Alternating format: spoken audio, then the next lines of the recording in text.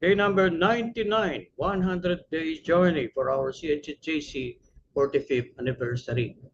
Our text for today will be on Ephesians chapter 1, verse 16 and 17.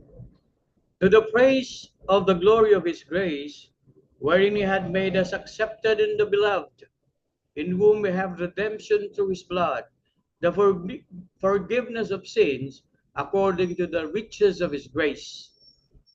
Kung ating isasalarawan ang ating kalagayan nang tayo'y wala pa kay Kristo, may hahambing natin ang ating sarili na itinakwil. Walang anumang relasyon sa Diyos dahil sa ating mga kasalanan at pagsuway.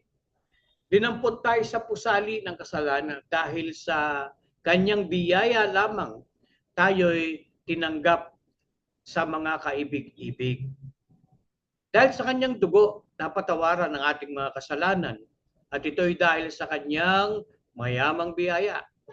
Makikita nating binago at iniligtas na buhay ay magpupuri sa Panginoon at sa kanyang mayamang biyaya, tayo'y tinawag na katanggap-tanggap at minahal.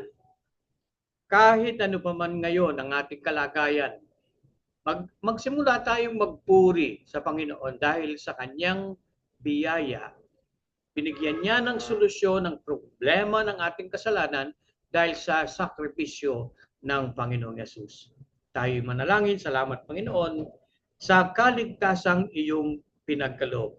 Dahil sa ginawa ng aming Panginoong Jesucristo, nakamtan namin ang kapatawaran. Salamat po sa pangalan ni Jesus.